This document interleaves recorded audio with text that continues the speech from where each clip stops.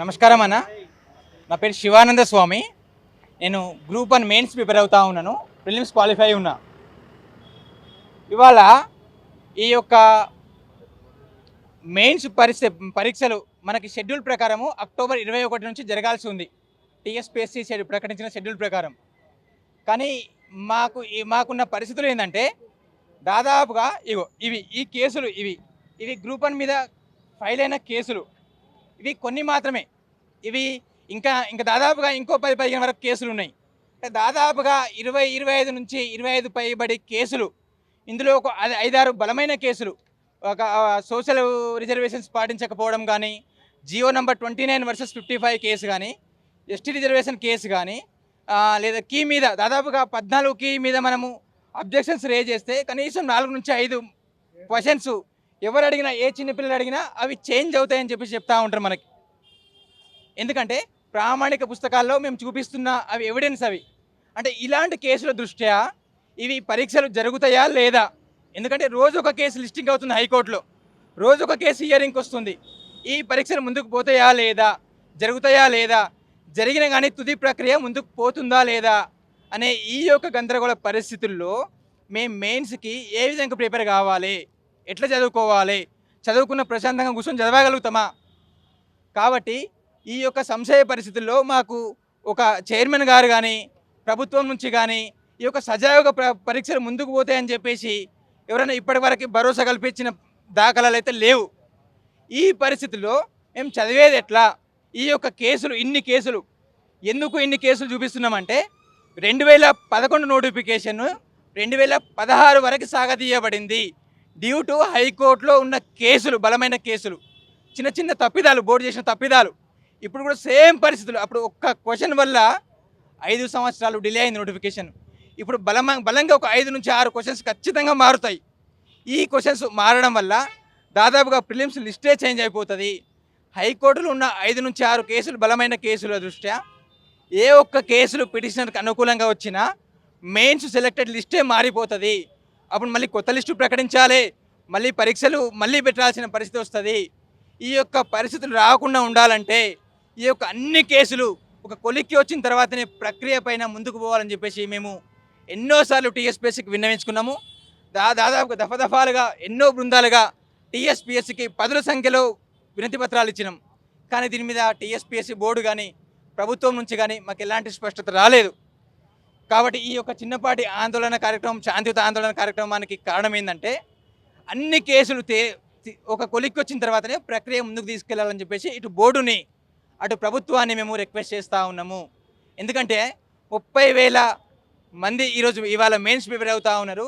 ఈ mains prepare అవుతూ ఉన్న క్రమంలో రేపు ఎగ్జామ్ జరిగిన తర్వాత క్యాన్సల్ అయితే, మళ్ళీ అటెండ్ అయితే మా పరిస్థితి ఏంది? మొన్న మధ్యప్రదేశ్ హైకోర్టులో ఆ స్టేట్లో నోటిఫికేషన్ని 2019లో ఇచ్చిన నోటిఫికేషన్ని మొన్న ఆగస్టులో ఆ యొక్క స్టేట్ హైకోర్టు కొట్టేసింది. మన ఏపీలో, మన ఆంధ్రప్రదేశ్ స్టేట్లో, మన పక్క స్టేట్లో కూడా ఇదే పరిస్థితి. సో ఇలాంటి దృష్టాంతాలని మేము కారణంగా చూపిస్తూ మన స్టేట్లో అలాంటి పరిస్థితులు రావద్దు అని చెప్పేసి మేము కోరుకుంటున్నాం. కాబట్టి ఈ యొక్క కేసులు అన్నీ కొలిక్కి వచ్చిన తర్వాతనే ఇంకో బలమైన కారణం ఏంటంటే ఇన్ని కేసులు ఉన్నాయి కదా హైకోర్టులో, ఏ ఒక్క కేసు కూడా ఆ TSPSC public service commission in టైంలో స్పందిస్తలేదు. నెలల తరబడి కౌంటర్ ఇవ్వకపోవడం వెనుక అసలు కారణం ఏంటి? నెలల తరబడి కౌంటర్ ఇస్తలేరు అంటే మా యొక్క అనుమానాలు బలంగా ఉన్నాయా లేదా? బలం చేకూరుతుంది కదా. కాబట్టి ఈ యొక్క పరిస్థితుల్లో బోర్డు కానీ, ప్రభుత్వం కానీ మాకు భరోసా ఇచ్చేదెవరు? ఈ మీరు ఎగ్జామ్ పెడితే ప్రక్రియ సజావుగా ముందుకు పోతుందని చెప్పేసి మీరు చెప్పగలుగుతారా? మాకు హామీ ఇవ్వగలుగుతారా? మొన్నటికి మొన్న కౌంటర్ ఇచ్చారు హైకోర్టులో. వాళ్ళు తప్పుడు కీల మీద వాళ్ళ కౌంటర్ ఏంటంటే తెలుగు అకాడమీ పుస్తకాలు ప్రామాణికం కాదంటున్నారు. అసలు ఏ పుస్తకాలు చదవాలి? ఇవాళ ఎన్నో ప్రైవేట్ పుస్తకాలను వాళ్ళు కౌంటర్లో పేర్కొన్నారు. వేరే పుస్తకాలు, అసలు ఏ పుస్తకాలు చదువుకోవాలి? ప్రైవేటు చాలా ఎక్కడైనా పుస్తకాలు ఉంటాయి. రేపు మనం జరగబోయే గ్రూప్ 2లో కానీ, గ్రూప్ 3లో కానీ ఇలాంటి తప్పిదాలతోని, రాంగ్ క్వశ్చన్స్తోని మేము ఏదో ఒకటి ఆన్సర్ పెడతాము, ఏదో ఒక సోర్స్ చూపిస్తాము, దానికి మీరు కరెక్ట్ ఆన్సర్ ఇవ్వగలుగుతారా? సో కాబట్టి మా యొక్క ఆందోళనకి అర్థం ఉంది. కాబట్టి దయచేసి మా ఆందోళనని, మా యొక్క ఆవేదనని అర్థం చేసుకొని పరీక్షలని ఈ యొక్క కేసులని కొలిక్కే వచ్చే వరకు తాత్కాలికంగా వాయిదా వేయాలని చెప్పేసి మేము టీఎస్పీఎస్సీ బోర్డుని ప్రభుత్వాన్ని కోరుతున్నాం అన్న. Thank you. Public service commission చేస్తున్నటువంటి ఒక దుష్టాంతమైన చర్యకు ఈరోజు శాంతియుతంగా గాంధీ గారు శాంతియుత మార్గంలో ఏ విధంగా స్వతంత్రాన్ని తీసుకొచ్చిండో ఆ విధంగా గాంధీ మార్గంలో మేము ఈ పబ్లిక్ సర్వీస్ కమిషన్ మీద గెలవాలని ఈరోజు గాంధీ గారి జయంతి చేసి గాంధీ గారికి వినతి పత్రాలు మేమందరం అందజేయడం జరిగింది. ముఖ్యంగా ఏంటంటే ప్రధానమైనటువంటి అంశము ఈడ 2 అంశాలు ఉన్నాయి. తెలుగును మీడియాని తొలగిస్తున్నాం అనగానే ఎక్కడెక్కడి నుంచో పుట్టుకొస్తారు. ఈ తెలుగు ఇండస్ట్రీలో ఉన్న సినీ ప్రముఖులు అయితేంది, నిర్మాతలు అయితేంది, దర్శకులు అయితేంది, ఈ తెలుగు గడ్డ మీద పుట్టి మేము పెద్ద పెద్ద అకాడమీల నుంచి అవార్డ్స్ తీసుకున్నామని చెప్పేసి కేంద్ర సాహిత్య అకాడమీ తీసుకున్నటువంటి వాళ్ళు, ఇక్కడ ఉన్నటువంటి కాలేజీ మీద పురస్కారాలు తీసుకున్నటువంటి వాళ్ళు, ఎప్పుడు లేస్తే అప్పుడు రవీంద్ర భారతిలో శాలువాలు కప్పుకునేటటువంటి వాళ్ళు, త్యాగరాయ సభలో గాన సభలో దండల మెడలు వేపించుకొని చప్పట్లు కొట్టించుకునేటోళ్ళందరూ ఈరోజు public service commission Telugu academy పుస్తకాలు ప్రామాణికం కాదు అని చెప్పి నిన్న కోర్టుకు అఫిడవిట్ను ఇచ్చిన అఫిడవిట్ కాకుండా అప్పట్లప్పుడు కోర్టులో ఆర్గ్యుమెంట్స్ జరుగుతున్నప్పుడు సబ్మిట్ చేసినటువంటి ఆర్గ్యుమెంట్స్ ఇచ్చినప్పుడు తెలుగు అకాడమీ పుస్తకాలు కాదు, తెలుగు పుస్తకాలనే మేము ప్రామాణికము చేయము, తెలుగులో ఏదొచ్చినా మేము కోర్టులో ఆర్గ్యుమెంట్ చేయమని రెస్పాండెంట్ అడ్వకేట్ రాహుల్ రెడ్డి గారు చెప్పినప్పుడు ఇక్కడ పిల్లలు ఆందోళన చేస్తున్నప్పుడు ఈ తెలుగును తలకెక్కించుకొని తిరిగేటటువంటి మేధావులని చెప్పుకోబడిన వాళ్ళు వీళ్ళు ఎక్కడ ఉన్నారని ప్రశ్నిస్తున్నాము.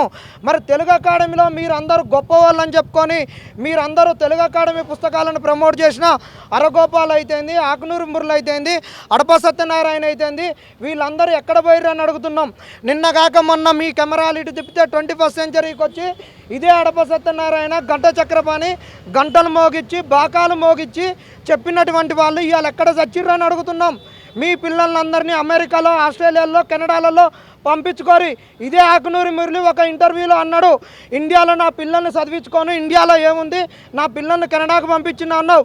మరి ఈ పిల్లల్ని ఎందుకు బస్సు యాత్రలు చేపించి నువ్వు బస్సు యాత్రలు చేపించి కాంగ్రెస్ని తెప్పించి ఈరోజు పదవిని తెచ్చుకొని ఎక్కడ కూర్చున్నావు?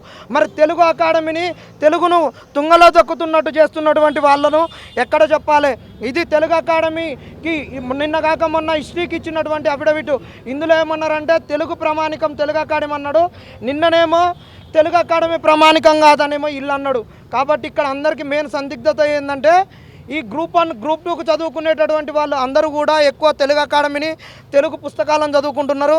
తెలుగు అకాడమీ పుస్తకాలు పోటీ పరీక్షల ప్రత్యేకమని కూడా పబ్లిష్ చేస్తున్నారు. మరి ఆ పుస్తకాలను ఏం చేయాలి? తిరిగి మరి తెలుగు అకాడమీకి సబ్మిట్ చేస్తాం, మా డబ్బులు ఇస్తారా? ఒకవేళ మరి మేము కనుక ఆ పుస్తకాలలోకి వెళ్ళి క్వశ్చన్లు వచ్చినప్పుడు రాంగ్ అన్నప్పుడు మరి తెలుగు అకాడమీని ముద్దాయిగా కూర్చోబెడతారా? మరి ఎక్కడ పెడతారు? వికీపీడియాను ప్రామాణిక సోర్స్ అని చూపిస్తున్నాడు, గూగుల్ను ప్రామాణిక సోర్స్ అంటున్నాడు. మరి ఆయనకు డబ్బులు ఇచ్చినటువంటి ఆథర్లను చూపిస్తున్నాడా? ఆయనకి ఏది వెసులుబాటు అయితే అదే పబ్లిక్ సర్వీస్ కమిషన్ చూపిస్తున్నది. కాబట్టి ఈ తెలుగుకు సంబంధించినటువంటి అంశం ఇంకా అత్యంత ప్రామాణికమైన అంశం ఏంటంటే గ్రూప్ 1లో తెలుగు నేలలో కనీసం తెలుగు పేపర్ను కూడా పెట్టలేదు. పక్క రాష్ట్రంలో క్వాలిఫైయింగ్ పేపర్ లేదు. కర్ణాటక రాష్ట్రంలో కన్నడ మీడియంలో చదివినటువంటి వాళ్ళకు గ్రూప్ 1లో 4% రిజర్వేషన్ ఉన్నది. మరి ఇక్కడ ఎందుకు లేదు? ఎవరి కొరకు? మరి ఇక్కడ మీ పిల్లలందరినీ హైదరాబాద్ పబ్లిక్ స్కూళ్ళనో, ఓక్ రిడ్జ్ పబ్లిక్ స్కూళ్ళనో, ఇంటర్నేషనల్ స్కూళ్ళలోనో చదువుకొని వ్యాపారవేత్తలుగా పక్క దేశాలలో స్థిరపడి వచ్చినటువంటి వాళ్లకు ఈరోజు గ్రూప్ 1 పడ్డదనగానే డిఎస్పీలను, డిప్యూటీ కలెక్టర్లను చేసుకొని ఈ తెలంగాణ భూములు వజ్రాల కన్నా విలువైనటువంటి భూములను దోచుకోవడానికి నీ పిల్లల్ని తెచ్చుకోవడానికి ఈరోజు తెలుగు రానటువంటి వాళ్ళను ఈరోజు గ్రూప్ 1 ఆఫీసర్లుగా చేపిస్తారా? ఒక్కరికి కూడా ఈనాడు పేపర్ ఇస్తే 3 గంటలు కాదు 10 గంటలైనా తెలుగు పేపర్ చదవలేడు. మరి వానికి ఒక బీదోడు వచ్చి తెలుగులో రిప్రజెంటేషన్ ఇస్తే ఏం చెప్తాడు? ఈ దక్షిణ తెలంగాణలోని మాండలికం తెలియదు, ఉత్తర తెలంగాణలోని మాండలికం తెలియదు, హైదరాబాద్లో దక్కని తెలుగు తెలియదు. మరి ఇలాంటి వాళ్ళు ఆఫీసర్లు అయితే మరి వీళ్ళు ఎవరిని గోస ఇంటారు? ఈ పబ్లిక్ సర్వీస్ కమిషన్ చేస్తున్నది దగా, ఈ మేధావులు చేస్తున్నది మూర్ఖత్వం. మరి వీళ్ళందరికీ పదవులు వస్తాయనా? రేవంత్ రెడ్డి బొక్కలకు ఆశపడి ఉంటున్నారా? ఆ ముడుసులకు ముసురుకు దాని చుట్టూ ముసురుకొని కూర్చున్నారా? దానికి ముసురుతున్నారా? ఏందని తెలియజెప్పాల్సిన అవసరం ఉన్నది. ఖచ్చితంగా ఈ గ్రూప్ 1లో 33 కేసులు ఉన్నాయి. ప్రతిదీ బలమైనటువంటి కేసే, ప్రతిదీ కూడా బలమైనటువంటి కేసే. నువ్వు కపిల్ సింబాల్ను తెచ్చుకో, ఇంకొకళ్ళని తెచ్చుకో, నువ్వు ఎవరినైనా సుప్రీంకోర్టులో ఉన్నటువంటి అడ్వకేట్లను కూడా మొత్తం తెచ్చుకో అని చెప్పేసి సవాలు విసిరిండు. మేము తెచ్చుకున్నటువంటి అడ్వకేటు, మీరు కౌంటర్ ఇవ్వండి, భూకంపం వచ్చినా కానీ మీరు కౌంటర్తో రావాలి, మీరు సోలిసిటర్ జనరల్ ఆఫ్ ఇండియాని తీసుకొని వచ్చినా కానీ ఈ కేసులో మీరు గెలవరని చెప్పినా కానీ వీళ్ళు కౌంటర్లు ఇవ్వకుండా 11th అవర్లో కౌంటర్లు ఇస్తున్నారంటే వీళ్ళ కాడ ఎంత దగులు భాషతనం ఉంది. ఈ పబ్లిక్ సర్వీస్ కమిషన్లో పిటిషనర్లు ఆడ కోర్టాల్లో 32లో ప్రొసీడింగ్స్ జరుగుతుంటే ప్రొసీడింగ్స్ వినడానికి పోతా ఉంటే అక్కడ ఖాళీ ప్లేస్ కూడా లేదు. ఎందుకు లేదాయి అంటే పబ్లిక్ సర్వీస్ కమిషన్ నుండి 10 నుండి 20 మంది వస్తున్నారు. పిటిషనర్లు కూర్చోవాల్సిన ప్లేస్లో వాళ్ళు కూర్చుంటున్నారు. నవీన్ నికోలస్ వస్తున్నాడు, నవీన్ నికోలస్ కాడి నుంచి ఇంకొకళ్ళు వస్తారు. వాళ్ళు కోర్టులో ఆర్గ్యుమెంట్స్ జరుగుతుంటే ఒకటే తీసుకొస్తుంటారు ఫైళ్ళు. మరి ఏం తీసుకొస్తున్నారో ఏం సంగతో. నువ్వు ఎన్ని ఫైళ్ళు తెచ్చుకున్నా నువ్వు ఇచ్చుకున్నదే కౌంటర్ అఫిడవిట్. నిన్న మంచి అన్నావు, ఈరోజు చేయడన్నావు, అదొక్కటి చాలు. నువ్వెన్ని కౌంటర్ అఫిడవిట్లు తెచ్చుకున్నా ఇది ఒక్కటి గ్రహించాలి. ప్రతి ఒక్క బిడ్డ కూడా గ్రూప్ 2 చదువుకునేటటువంటి వాళ్ళు ఇప్పటికైనా కళ్ళు తెరుచుకోండి. ఈరోజు 150 క్వశ్చన్లు ఫ్రేమ్ చేయనటువంటి పబ్లిక్ సర్వీస్ కమిషను రేపు జరగబోయే గ్రూప్ 2లో 600 క్వశ్చన్లు ఫ్రేమ్ చేయగలుగుతుందా? ఫ్రేమ్ చేయలేననే వాళ్ళు డిలీటెడ్ క్వశ్చన్స్, రాంగ్ క్వశ్చన్స్ ఇస్తే ఒక ఫార్ములా ఇచ్చిర్రు, వాడే ఒప్పుకున్నాడు. మీరు ఇప్పుడు కనుక రాలేదనుకో, రేపు 80 క్వశ్చన్లు ఇచ్చిర్రు అనుకో, ఎగ్జామ్ నేనైతే ఖచ్చితంగా ఛాలెంజ్ చేస్తా. నేను చేయకుండా ఇంకొకటి చేస్తూనే ఉంటాడు, ఎగ్జామ్ ఎగిరిపోతుంది. ఇంకా 5 ఏళ్ళు నడుపుతారు, వాళ్ళకే బెనిఫిట్ అవుతుంది. కాబట్టి మనము రేపు పబ్లిక్ సర్వీస్ కమిషన్ కాడికి అందరు వెళ్ళి రిప్రజెంటేషన్లు ఇవ్వండి. ఖచ్చితంగా మనం గెలుస్తాం. 29 జీవో వర్సెస్ 55 జీవోలో ఈ ప్రభుత్వం కూడా అట్టనే చేసింది. 55 జీవో మంచిది అన్నది, 25 జీవో మంచిది కాదని చెప్పింది. ఈరోజు ఆ రోజు 55 మంచిది అన్నది, ఈరోజు 29 మంచిది అన్నది. మళ్ళీ అందరి సైన్లు ఒకటే, ఇక్కడ కూడా ఒకటే. వీళ్ళు పొద్దున పాస్ కళ్ళు దాగి ఒక మాట, పొద్దుకినాక మళ్ళీ కళ్ళు దాగి ఒక మాట. కాబట్టి తిరగబారిన కళ్ళు తాగినప్పుడు ఒక మాట, పులిసిన కళ్ళు తాగినప్పుడు ఒక మాట మాట్లాడతారు. చూడు అట్లా మాట్లాడుతున్నటువంటిది ఈ కాంగ్రెస్ ప్రభుత్వం.